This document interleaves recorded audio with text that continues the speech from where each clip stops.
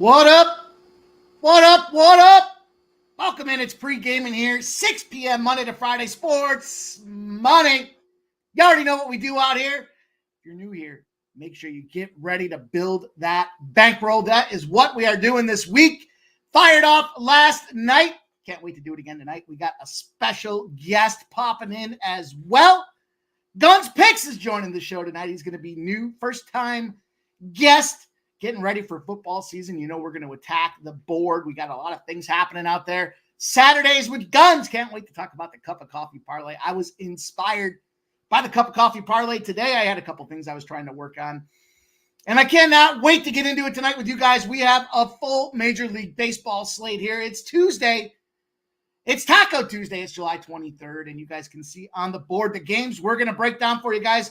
Baltimore, Miami, San Diego, Washington. We got the Mets and the Yankees, Tampa Bay and Toronto, the Brew Crew and the Cubs, the White Sox, the Rangers, and then we'll bring it home with Arizona and Kansas City.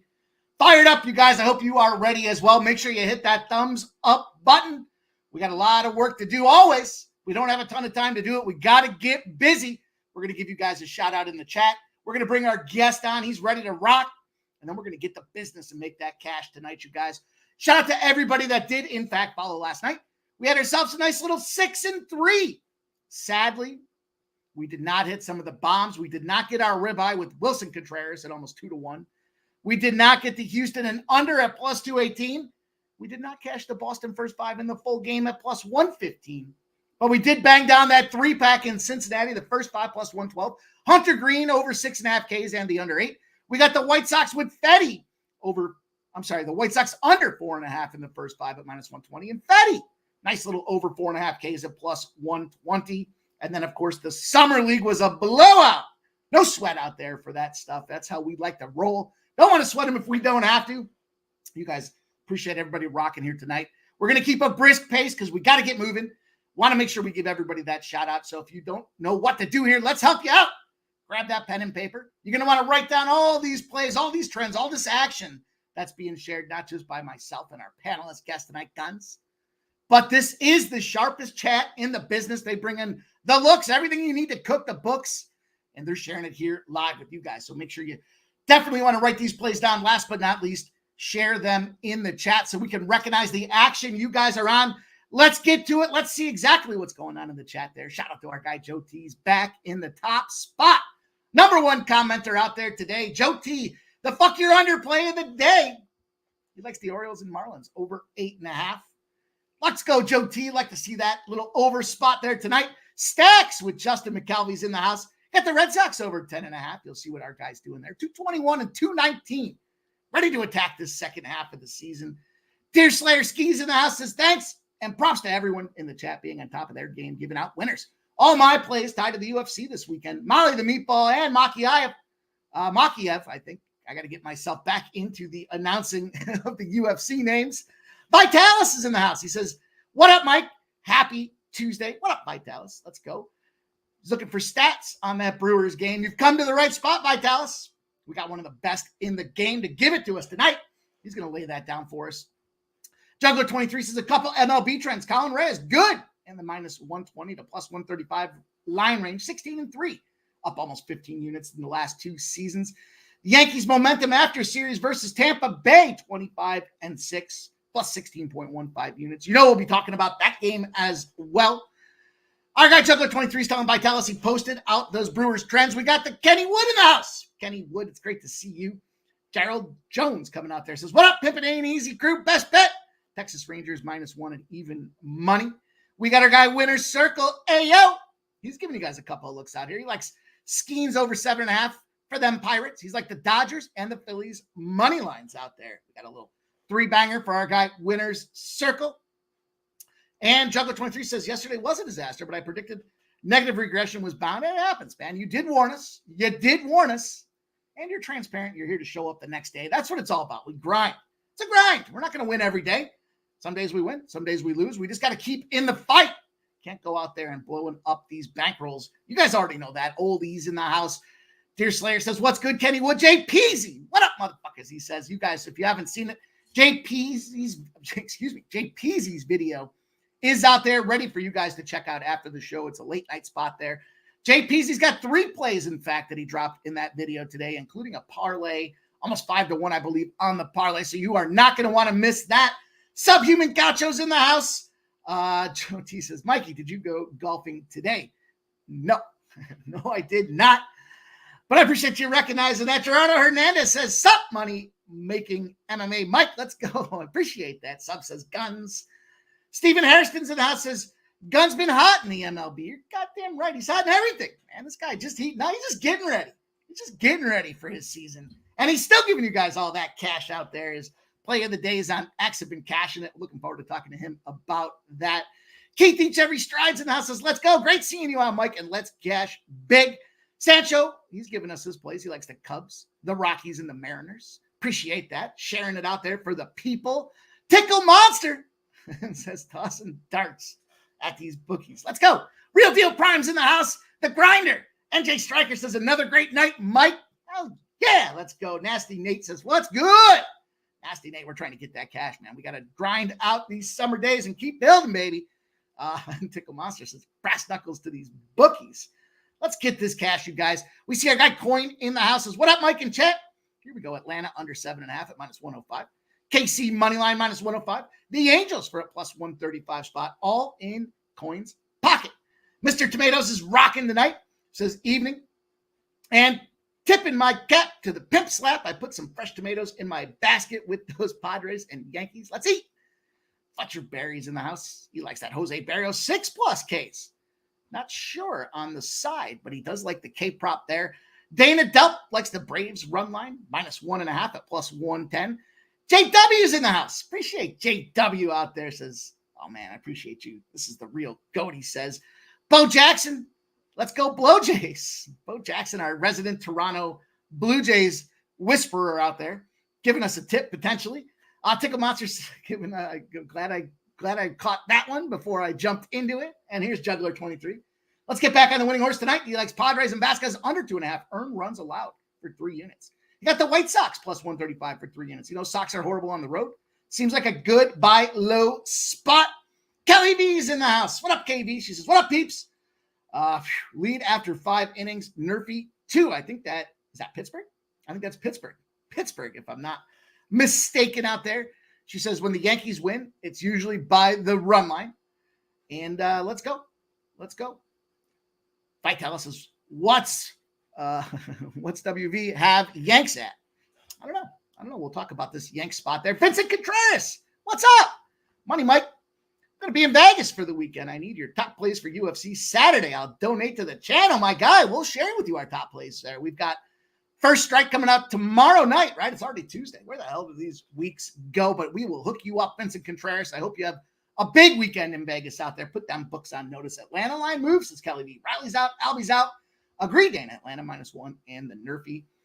And Juggler 23 says, adding Arizona +100 at 2 units. And Padres +105. 4-unit spots out there. You guys know the deal. 36 and 13 for our guy on his 4-unit plays. He's ready to go. I'm ready to go.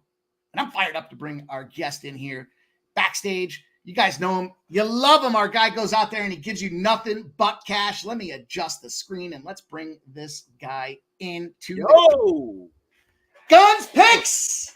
My guy, you got the Iowa Hawkeyes buy hat on here. How are you, Guns? It's great to see you. Dude, it is great. We're 1 month away from week 0. I just looked at the calendar today, and I can't wait for college football to start. My bread and butter, the moneymaker itself. But we're here to talk about a little bit of baseball, and quite frankly, I've been smacking some baseball lately, and I can't wait. Just got the gun cocked, ready to fire, baby. Let's go. Let's get to work. We're going to keep a brisk pace. You guys know the deal here. Love to see you guys share the plays in the chat. Any questions you have, let's go through it. We're not going to give you guys every play on the board. We're just going to share our favorite spots tonight, our best bets, if you will, and you'll see them on the right-hand side. So I know Gunn shared me his plays out there. They are in the board. We will talk about those. We'll see if he has any opinions on the spots that I'm dropping in there. And look, this is the Saturday college football crew coming at you guys, so I'm excited. That's right. We got to warm back up, Guns. We got to get ready for this thing and get ready to punch these bookies in the mouth. Let's open this thing up here. Trying some new graphics, Guns. I'm trying to get in this graphic. Very fresh. here. I don't know if I can sustain the pace. I mean, that's a lot of typing, and I'm typing like this still. You know, I got to use the two You fingers. need to hire an intern. That's what you need. You find an intern with some typing. Well, we open up. We got the Orioles going on the road to the Marlins, the little battle of the AL East versus the NL East, and a line that's dropping here. The O's came out as heavy road favorites at minus 175. They're down to minus 160, albeit I do believe this is one of those line stabilization facts where somebody opened the line up early, and the books are just kind of correcting based on where the action is coming. In fact, we see the Marlins go from plus 145 to plus 146. We have 80% of the bets and 97% of the cash on the O's. Tons of money coming in. This line has dropped. And then we look at this total. We know Joe T likes this over, but we got 89% of the bets and 88% of the cash on the over. And we've had no move. We have Suarez coming out there for the O's with that 2.82 ERA, as you guys can see on the screen. We got Tyler, this Miami Marlins team, with a 3.38 ERA. And as we look at this Marlins squad here, look at, not all Marlins are created equal out there. They did have a split in the series with these New York Mets. The O's, on the other hand, have been battling. They're on their second straight road trip. They handled those Texas Rangers. Almost put them to sleep when you look at this playoff standings here. They needed that big win against the Astros. They come back out there with these Yankees. Then they go out and they battle these Texas Rangers on the road, 9-1, 8-4. They ground out a 3-2 loss their last game out there, but with a day's rest, now making that travel spot over to Miami Guns. We got ourselves a little showdown of sorts with this game here. And I got to pull my notes up here. Let me get to it. Couple spots. I'm dog hunting in this game, Guns. I don't know if you've had a chance to dig into this one or not, but what are some of your initial thoughts when you think about this, whether it be Miami or you think about this Baltimore side? Well, I usually do my picks the night before, as long as the pitching matchups were out. This one, we didn't know who the pitcher was. The pitcher was last night for the Miami Marlins. It looks like they're going to go with Tyler on this one. Yeah. The one thing you got to know about with Suarez, when he pitches on the road, a lot of unders hit. So if there's an indication there, I would think that probably the under would be my lean on this one, especially when you got 8.5 on this one. Miami at home. I don't have the numbers in front of me, but that seems like to be a high indicator on the unders as well. But I mean, coming off, I can't remember if they played Monday or not. But still, it was Suarez on the mound, pitching on the road. I'd probably lean towards the unders. I love it. Love the pace and the tenacity coming in here. Guy matches energy with energy, and that's a formidable foe for these bookies out there. I jumped in here. I love this under spot there. I'm fully with you when you talk about this under. I know I was talking with Joe T just last night about Miami at home and their overs, but I started looking at this matchup. You nailed it right on the head. You look at Suarez. Suarez in the first game of a series, specifically against the Marlins, he's 0-5 to the under. So he's had 5 straight unders in those Suarez battles. Also, this is kind of a spot that I like to get involved with here. When you're looking at a starting pitcher and they've gone, somewhat deep or somewhere into the deeper waters than they're typically accustomed to. The last time he pitched, he went over 85 pitches. And when he goes over 85 pitches, his following starts, he's 1-5. He's 1-5 in those spots out there. The fact that we've got some reverse line movement and then a potential low-scoring battle. I know Joe T looking at this over, but as far as this low-scoring battle is concerned, I put this or Miami plus 1.5 out there because when I see a plus 1.5 and I see it around minus 110, I mean, the books they're not necessarily out there gushing over the fact that it's going to be a tight score, but with the Suarez factors where we see, that late minute adjustment, a lot of late minute adjustments today in Major League Baseball. Guys are these pitching staffs, the coaching, they're all trying to get their rotations in order as they kind of enter that second half of the season and push past the All-Star break. But I double dipped this one here. It's open up spot for me. First 5 in full game. I took the Marlins first 5. I'm looking at that Suarez factor, knowing that the pitching change or the late minute pitching announcement, I believe benefits the team that kind of held their cards close to the vest. I got this plus 133 for the first 5. I've got the full game plus 146. If you're risk adverse and you think it's going to be a lower game, lower scoring game, then I can't fault anybody that's looking at the Miami spot to take the run line. I just think this is an opportunity for us to do what we do, get that plus money, and keep our asses moving in the right direction, Guns. I got some more stats on Suarez. I pulled up my tracking sheets. 10-2 to the under in 12 starts this year. And if you want to go on his average in first 5 windows, His average totals when he pitches 3.67 runs per 5 innings. And if you want to just do road, he is, give you one box check, 3.83 runs in totals per 5. He only gives up 2 runs per 5 innings. So he is an under pitcher. And I think we should treat him that way, under. I like that. I like that spot, especially seeing all that money coming in on that over. Damn thing hasn't moved. I mean, it's moved a nickel, I guess, minus 105 on this under 8.5. Right. I thought about Miami in the under for a little sister, or your grandma's wearing your sister's panties again play of the day. But we're gonna leave grandma and your sister's panties off to the side while we talk about this next game here. That's been laundry night, so a dirty set of panties on top of it. Very dirty. 6:45 p.m. is the second game that we have on the slate for you guys. Looking and keeping a brisk pace here. We're going to move quickly for you guys to get to work, get what you have to do done, and give you guys these spots to get this cash. So, whoops, let me still learning the ones and twos, Guns. It ain't all as easy as you make it look, my friend, but I'm trying. I'm trying to battle here.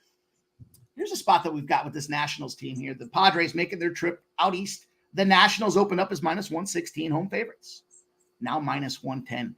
I think this is pros versus Joe's alert situation here. Couple things to be concerned with. First of all, 68% of the bets are on the Nationals, but 61% of the cash on the Padres. This line is floating between an even money spot and a plus 105 spot now for the Padres, and an interesting total. 77% of the bets, 77% of the cash on the over. We don't have any movement. In fact, they're shading again. It's even money to the over 9.5. It's hers with a 5.17 ERA. He's 1-3. Vasquez, 4.57, 2-5. All the narrative out there, right? Vasquez stinks on the road. You look at these two guys with their ERAs, this thing should blow over the total, really, when it comes down to these first 5 innings. But I don't know. I got a little suspicion that the Sharps are seeing something they like here. This Nationals team did come off that sweep against Cincinnati. They look pretty good coming out of that All-Star break. 8-5, 5-4, 5-2. Padres, on the other hand, they handled what is one of the best bullpens in Major League Baseball with them Cleveland Guardians. 7-0, they lost that first game. I don't know what the hell happened. I just assumed coming out of the All-Star break, they're on the road. They're trying to get their heads and their asses wired together. Maybe some of their key bats lost some money on the plane ride over, and they're just still pissed about it. But as we see after a shutout, we talked about this the other day, teams that come off that shutout fire back. They won that second game 7-0, the Padres did. Then they won that closeout game 2-1 to finish that series. Again, a day's rest in between. Both these teams have equal rest situations out there, but I'm back in the Sharps in this one. I get it with Vasquez, and his over tendencies specifically on the road are vulnerable here. I think that, again, first glance, I look at these numbers, I think, well, it should blast over this total. But why isn't this line moving with all that money coming in? Doesn't leave me sitting right. I don't feel quite right about that spot there. And I thought, well, you know what? I'm going to take a fade away here. I'm going to fade this Nationals team. I think that they have been playing kind of outside of their britches, especially coming off that sweep. Cincinnati, as much as it was a sweep, and we saw what Cincinnati did yesterday, but they're kind of in that middle ground, I think, Guns. As far as we saw them start the year hot. Ellie De La Cruz, Stevenson, Steer, Candelario. I mean, the bats can go out there and fire at any given time, but they're also a cluster team. And when they get cold, everybody gets cold kind of at the same time. So they definitely bleed off of each other's emotion. And I think playing the Nationals, knowing that you have the Braves coming up, do you get that jacked up about a Nationals team? Now, granted, you got swept. That's not anything pretty to look at, but Padres, I think, have found themselves a little bit here. We know that they made these changes at the start of the year. They got rid of Soto. That was a big question mark. But they go out there and they bring in Arise. They go out, they bring in Dylan Cease, was a huge component that they thought was necessary to get their pitching staff in check. And if you want kind of a proof source for what's been happening out there, 4 of their last 5 games on the under, they're playing defensive ball. They're grinding out. They're playing pitch to contact, but they're getting these guys out on a regular basis. And I think that's going to be a little too much firepower for this Nationals team that, in my estimation, playing outside of their expectations and capabilities right now. 28-19 at home, 10-6 in that favorite role, but nothing there strikes me as a team that's going to go scare the shit out of the Padres. Why can't it be the Padres finding a way to get this cash tonight? Guns, what do you think?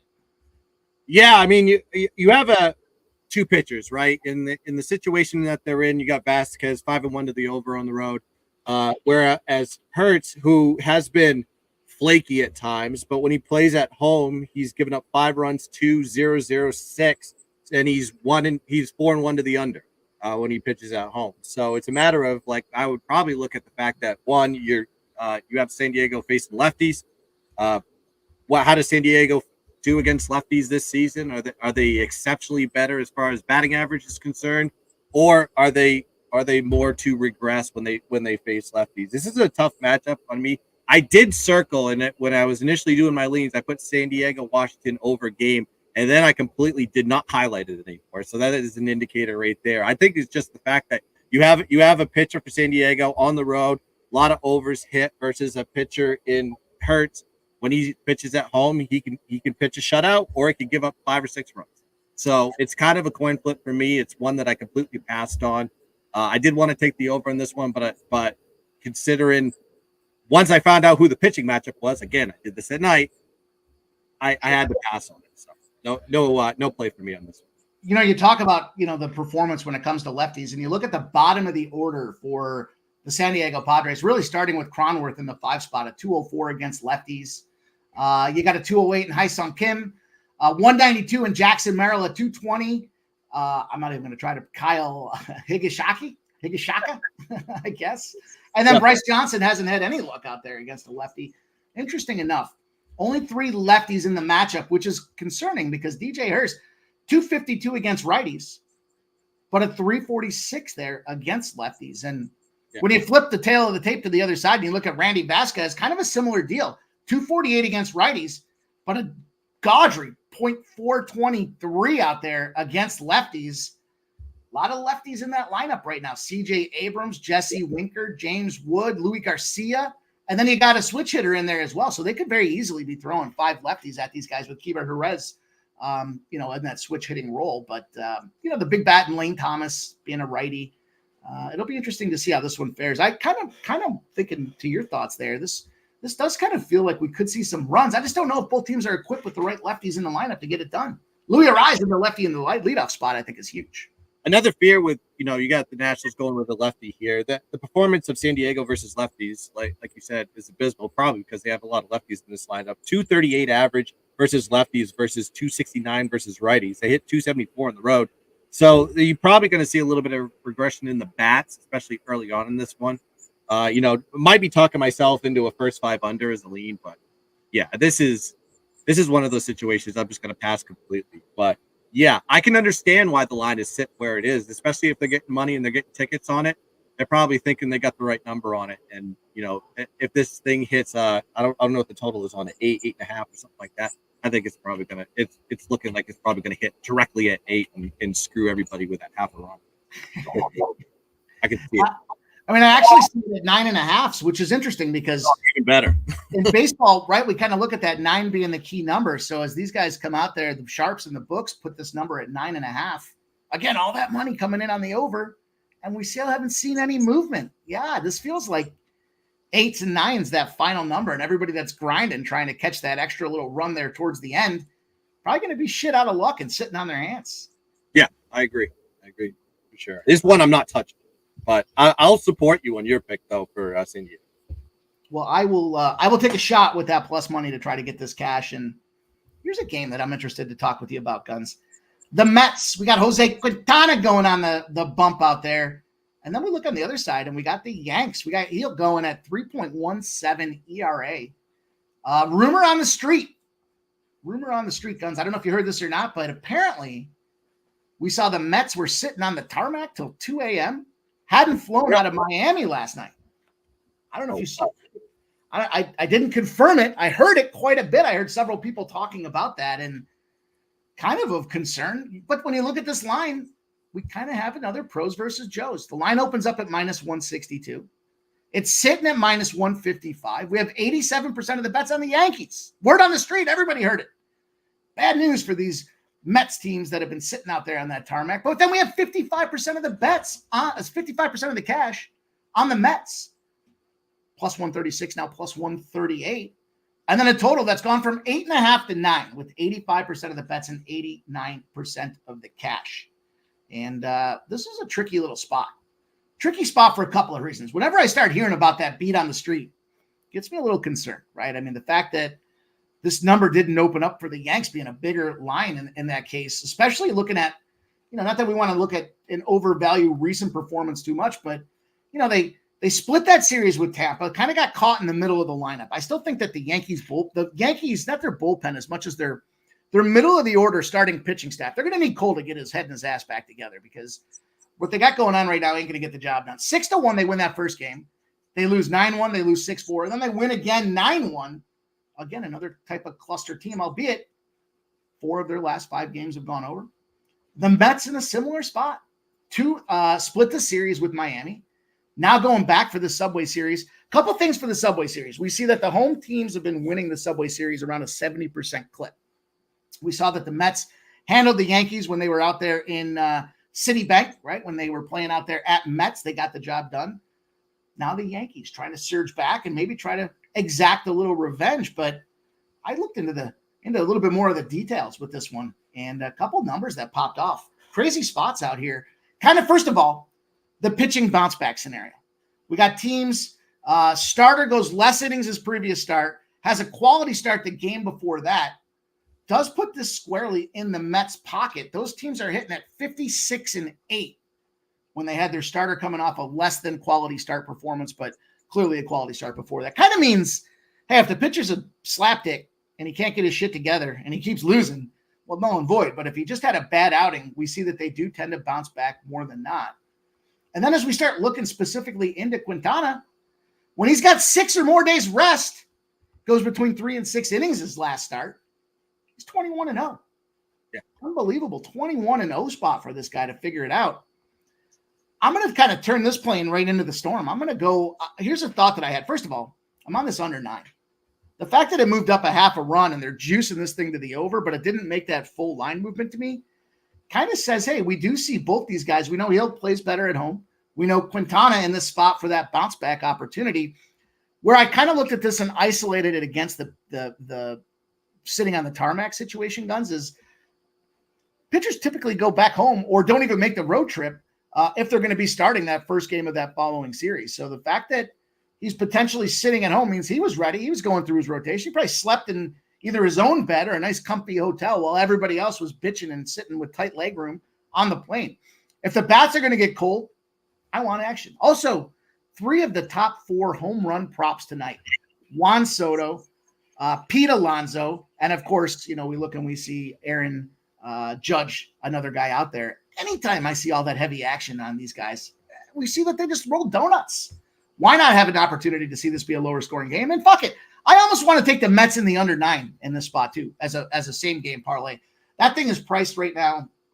When I was looking at this thing, I know it's kind of against all reason that you should go out there. I mean, the Yankees say, well, how can they lose this game? They've got everything going in their favor. They're revenge minded right now, but this Mets in under 8.5 is plus 425.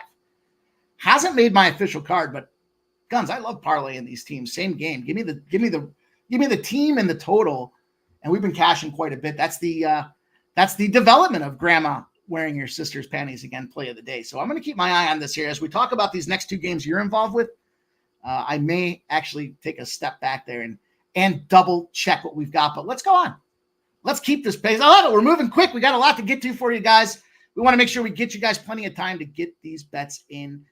Ask any questions that you have, and then we'll get everybody on their way. Let's talk about the first official play for Guns Picks. Here Let's go. Gaming, baby. We got Tampa Bay. Tampa Bay rolling into Toronto. We heard our guy say it's the Blow Jays out there. Our resident Toronto whisperer, Bo Jackson, gets out to quite a few of those games. And he ain't afraid to fade his squad. He's not a homer by any stretch. This Blue Jays team opened up at minus 162. They've moved to minus 134. 30 full cents of movement. Pros versus Joes, potentially 74% of the bets on the Blue Jays. But 77% of the cash. The books clearly acknowledging that Tampa Bay might have a little something going here. Then we see this total, 8.5. Starting to move to some 9s. 87% of the bets and 87% of the cash. It's Berrios. Jose Berrios. This is not the aforementioned Guns. We got an auto play for Jose Berrios. When he's on the road and you got the same one, I bet. I guarantee. Between a minus 125 and a plus 125, you fade his ass. because he stinks. He stinks in those spots out there. He's probably on the road when he gets those numbers too. Absolutely, and we caught one of those juicy spots like a week and a half ago. Right. Tampa Bay, Roland Armstrong, suspect it's a bullpen game, right? This guy's got a 5.91 ERA. Mm-hmm. He's 2-2 on the season. Pukes up a lot of runs. And then sometimes they get enough bat power behind them to back it up, and that's how you sit there at 50-50. Big battle here for the AL East. We just talked about Tampa Bay coming off of, their situation when it comes to this Yankees team and splitting that series. Won the middle two, but lost the outer edges. And Toronto, 1-2 in their last 3 out there against Detroit. Scored some runs, but didn't really look good doing it, Guns. The floor is yours, my friend. Talk to us about this game. Yeah, let's talk about the pitching matchup before I get into the play here. Armstrong, like you said, is going to be on the mound here, so that means bullpen game for Tampa. So no official starts to the season, but when they go bullpen, 8-2 to the over this season, just as a statistic. Berrios is going to be on the mound, like you said, 8-7, 4.01 ERA, 1.18 WHIP on the season, and he's had great numbers at home. He's 6-1 with a 2.97 ERA in his last 9 home starts. And then we got to look at the situation with the bullpens. Now, because knowing it's a bullpen game, I decided to look at the statistics as far as what these bullpens give up. Actually, there's the pitching staff altogether in terms of opponent scoring. So Tampa's 21st in the league in opponent scoring, with Toronto being 26. So you have 2 bottom teams that give up a lot of runs. And then when you look at overall bullpen ERA, you have Tampa 26th in the league with Toronto 29th in the league. Then we got to look at Berrios when he pitches at home. Toronto has gone over in his last 6 starts, 5-1 to the over in his last 6 home starts. And then Toronto's just been an over team altogether, 10-1 to the over in their last 11 games, 12-3 to the over in their last 15 home games. So I think we're going to see runs. We're going to see a lot of scoring. And this thing is going to sail over the total. So give me Tampa, Toronto over 8.5, -110 for the game. Our guy Guns rocking some over action tonight. Our guy Joe T's going to love seeing that there.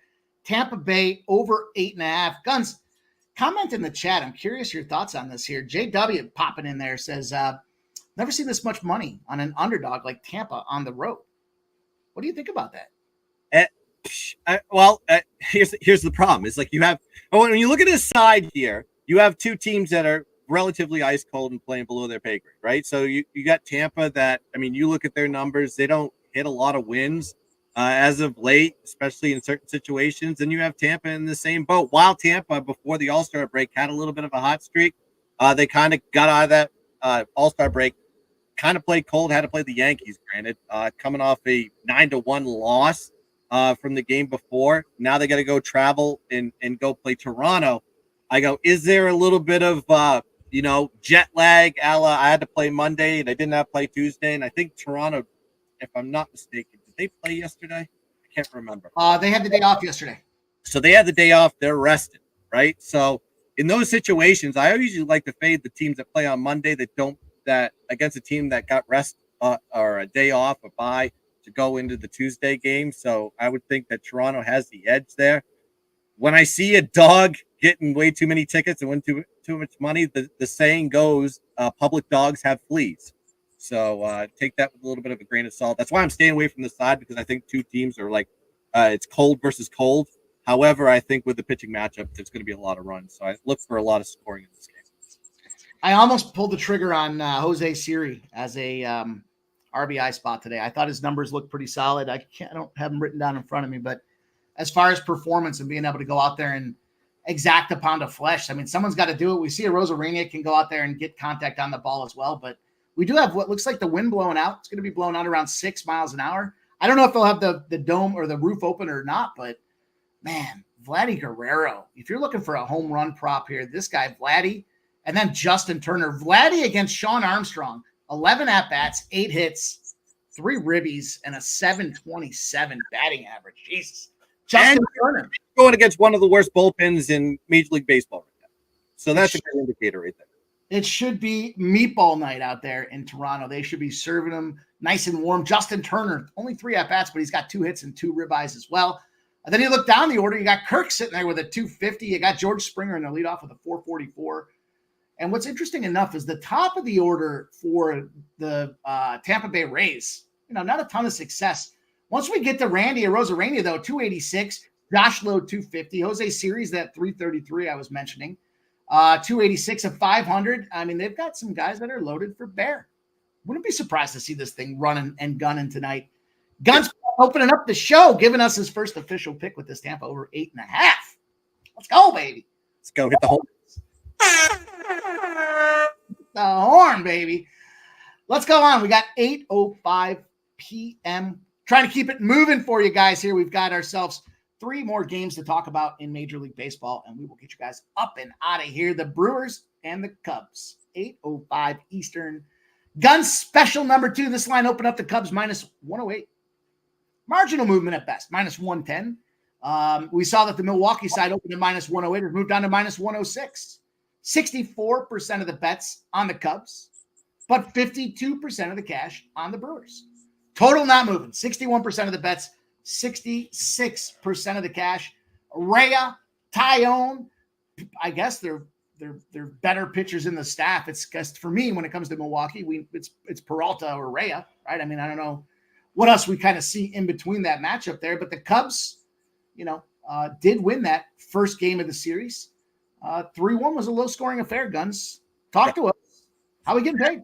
Yeah, this is I put the video out last night. This is one of the video plays, so I'm putting my record on the line, 52, 36, and 1 on the free play season. So let's go. Let's see if we can make it 5 in a row. By the way, we've hit 4 straight and 4-0 since the All-Star break, I should say. But let's talk about this matchup here. Colin Rea is on the mound, 9-3 with 3.77 ERA, 1.21 WHIP on the season. And on the road, he's got great numbers as well. 3-1 with a 3.86 ERA, 1.44 WHIP. 1.44 WHIP, little scary. But Taillon is on the mound here for the Cubs, 7-4 with a 3.1 ERA, 1.16 WHIP, and he's pitched exceptionally at home.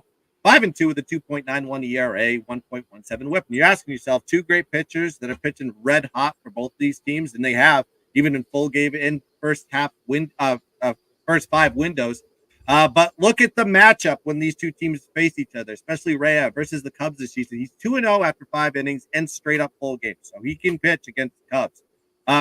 He's also 8-1-1 after 5 innings his last 10 starts, giving up 1.4 runs per 5 innings, and 4-0 after 5 innings with 3 shutouts in his last 4 road games.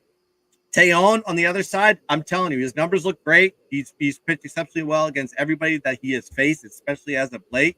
Historically underperformed against the Milwaukee Brewers, 1-2 in first 5s and full game this season already, and he's 1-5 after 5 innings in his last 6 matchups versus the Brewers. So I'm not going full game on this one. I saw last night you could have got Milwaukee at plus 100 on MGM. I did not take it because I just wanted to focus on the first 5 window because Colin Rea is a better first 5 pitcher than Taillon. This game could be a first 5 for Milwaukee, and then the full game could go to the Cubs. I'm going to avoid that altogether. Knock it to the first 5. Give me Milwaukee money line minus 112 first 5 innings. I like it. I think we do see a little battle here with these boys. Interesting number when you're looking at this total. This game's going to shift between, I think, the first 5 and then the full game as far as the elements are concerned. Right now, we got about 8 or 9 miles an hour. It looks like it's blowing out kind of center right out to the center right stadium.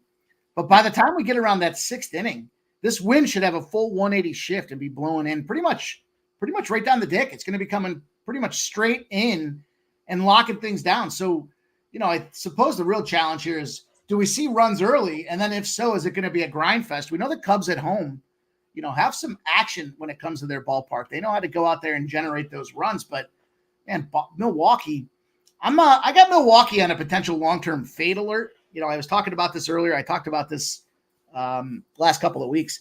The number of wins that they had with those grand slams, I think it just skews their numbers up entirely. What they have, they had 9 in 10 days or something stupid. And because of that, they were down 2-3 runs in some of those games, ending up with walk-offs. And, you're tempting fate. You've kind of gone beyond the expectation of luck at that point, and now your run lines are skewed. Your numbers are skewed because your total offense is bloating these books.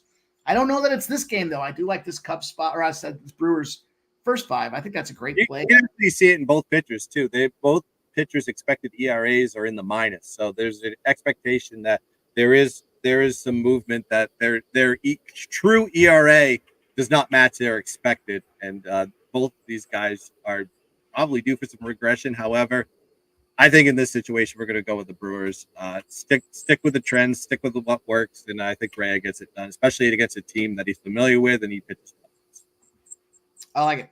I like the move. I like these Brewers. You don't have to twist my arm too far to get me to take a nice little minus 112 spot where I do believe they have the better pitching advantage out there and, potential bounce back type of scenario as well. So I think I'm gonna add that to the card. Jay Stone likes the no-run first inning in that game. Any thoughts on getting through the sweaty six? I am adamant anti-Nerfy guy, so I wouldn't be the one to break down that at all. I respect anybody that can cap that, but I'm very susceptible to put my cash on a 5-minute bet. I'd rather watch, maybe an hour or hour and a half and sweat out a bet all the way. I see Jay Stone says, I'll never trust the Cubs without 100% of their batting lineup in place. No Bellinger, no Dice has a great feed. That's a great comment.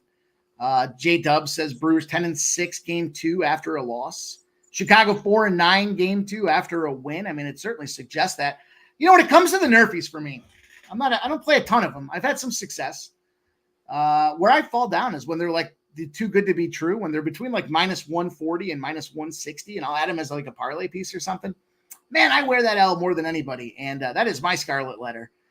Flip side of this thing, though, when they're like plus 105 or minus 110s, minus 115s, I feel like I have a fighting chance. That's kind of the number that we see here.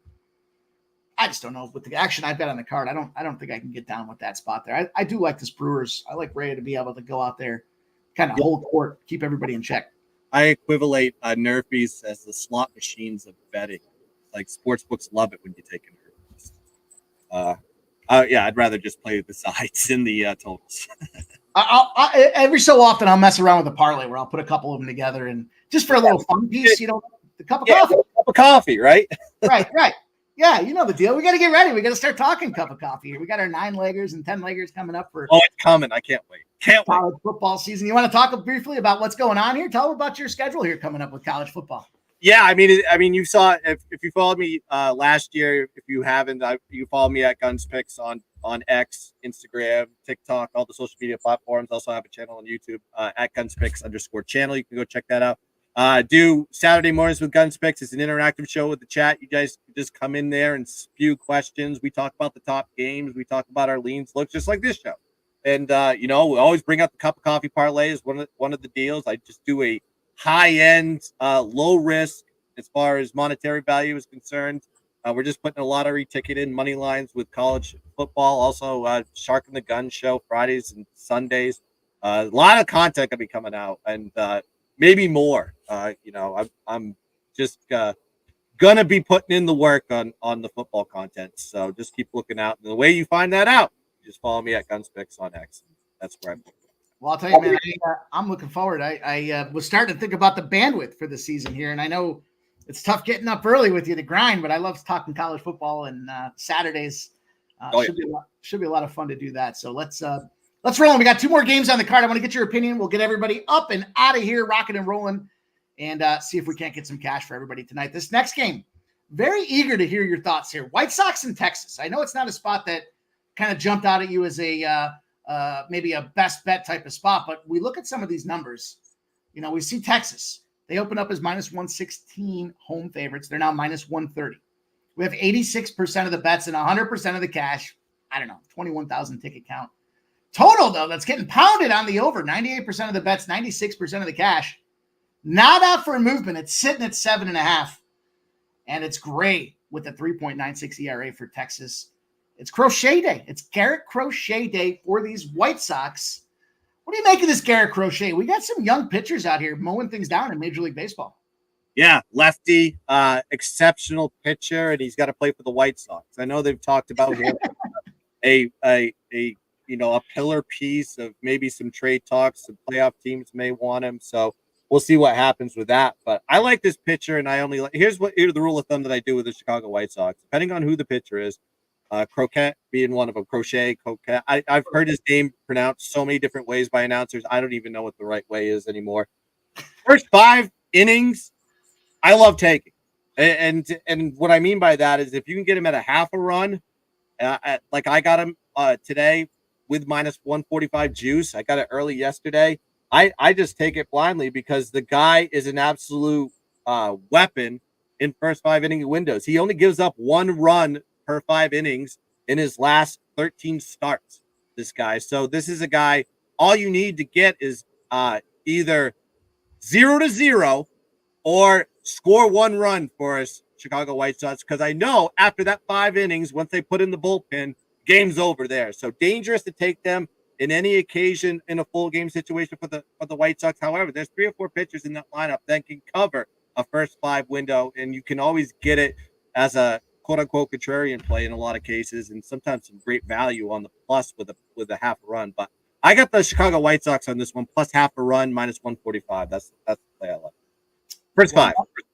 That gets me a little nervous. A little nervous there. I asked, you answered, and I won't take anything away from Gray. Gray has great stats.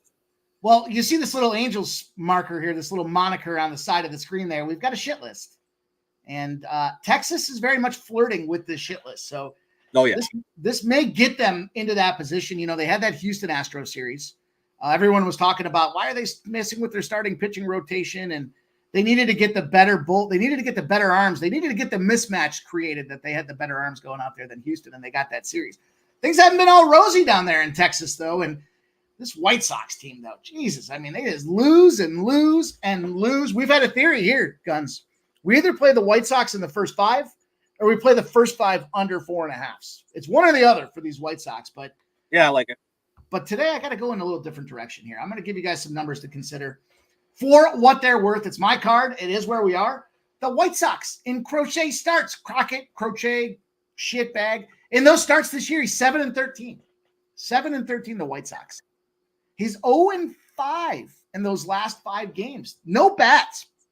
But here's the thing about that. You look at his 4.14-2 to the under. Average up is 5.85 runs a game. Nerfy numbers here. I thought this would be the Nerfy, but then I looked at the spot and I see minus 166. This is a spot where I take that out. You're talking about the White Sox sticking one in there early, and then maybe that's enough. 4-16 to the Nerfy for these guys, but 2-11 going back to May 5th. So we see quite a few unders. John Gray, 5-10-1 to the under in his last 16 starts. And I mentioned the Crochet numbers there with the 4-14-2. The White Sox, I got to fade them in this case here. I got to roll in with this Texas team. They're 28th. The White Sox are 30th in WRC plus the last 2 weeks. Slight edge there. I double dipped. I was going to go again with Texas and the under 7.5. That number scares me, though. Shockingly a little too low. And for me, it just felt like I got to take the first 5 and the Rangers full game as well. I double dipped it. I got the even money spot out there. We're seeing some movement now on this thing. So I am kind of facing adversity. Maybe it is a little contrarian, I guess. But I do see now, these numbers have moved. We see still BetMGM's got an even money spot, but minus 104s, minus 110s, minus 115s, minus 125. So some steam starting to come in on this Texas Rangers team for this first 5. I think it's enough to get her there for me. It's a double dip spot. Like I said, I was concerned. I was that close to Texas in the under. Just didn't see enough value. It was like plus 165 or something to that effect. I thought that's not enough. I would rather take that swing with the Mets in the under 8.5 at plus 425 than trying to grind out a double dip spot when there's reasonable juice just to take Texas straight up. Yeah, another key stat on Crochet is on the road, better pitcher to take in first 5. 5-2 in first 5. It's actually 5-2-1 in 8 starts. And I think he's 3-5 straight up in full game in those spots. But he gets run support on the road, averaging 2.25 runs per 5 innings when he pitches versus giving up average 0 to 2 per start on the road. So, I mean, we'll see. I think it was a perfect spot, and just getting at minus 20, just taking the half a run insurance seemed like the right fit for me to. I could see this being a tie game. That's kind of where I look at these double dips where I think they're lower scoring, and I kind of think, all right, let me try to attack that one a little bit. So, last game on the card. Guns, we're going to make it through this thing in record time today. We got Arizona Diamondbacks playing the Kansas City Royals, and it's Montgomery night. Montgomery and Marsh. Interesting. I started the season off sell on Montgomery. I started the season off buy on Marsh. Some of the recent numbers, though, kind of got me a little flip-flopped here. I was debating the best angle of attack for this game here. 72% of the bets, 84% of the cash on the Royals. Plus 102 has moved to minus 110. So the books opened this lineup, and they did like them some Arizona Diamondbacks. However, this line's gone from minus 120 now to minus 105. 84% of the bets, 82% of the cash on the over 9.5. We're starting to see some nines out there. Crazy that this thing's starting to come down in that degree. And I just looked at this thing and thought, well, how do I want to attack this one? I'm going to kind of play the odds that I'm not seeing some of the best numbers yet to come for Alec Marsh here. I think he's in a fade spot the next 3 to 4 starts. Maybe as we get to that back third of the season, maybe he'll start to pick things up. I mean, this Royals team is firing, though. They won those, swept the White Sox that we just talked about, 7-1, 6-1, 4-1. No problem scoring. Arizona, they beat them up that last game yesterday, 10-4. I looked at this one, though. I'm going to be in, and I don't do this often. I was going to go to the full game. I started looking at the pricing on some of these RBI numbers and some of these guys across the board. I mean, Bobby Witt's sitting at like minus 105 for an RBI. He's like plus 220 for a home run. What could go wrong? I do like Renfroe. I do think he's a dangerous bat that's out there, but I wanted to isolate this and just pick on Alec Marsh in this case. After getting beat up, I think guys like Carroll, Marte, and Peterson are going to come out pissed off, fired up just enough to get us to 5 runs. And it's a minus 110 number. So I thought, just give me a little team total over for Arizona on the 4.5. That close to the full game being over as well. Now that this thing's come down to some 9s, but I don't know if I can trust Kansas City today. It sounds crazy. Looking at their numbers, there's a lot of reason to think that they should go out there and perform. You know, you look at it overall, the Royals offense, when they're home, they're the number 2 offense in Major League Baseball, 5.28 runs per game. The Diamondbacks, though, 4.9 runs scored on average on the road. So kind of looking at these two pitchers, they both should go out there and leak some runs up. I just look at these numbers like Bobby Witt Jr. I would take Christian Walker over Bobby Witt, just in the fact that those numbers are just way too juiced on the Bobby Witt side of things. Christian Walker, you know, solid guy all year. He's in a 284, a 952 OPS in the month of July. And again, I think that Marsh is due for some regression. So I expect these guys to be able to get out there, put the bat on the ball. One of the best pitching matchups, however, today, Bobby Witt versus Jordan Montgomery. Witt's 386 versus left-handed pitching.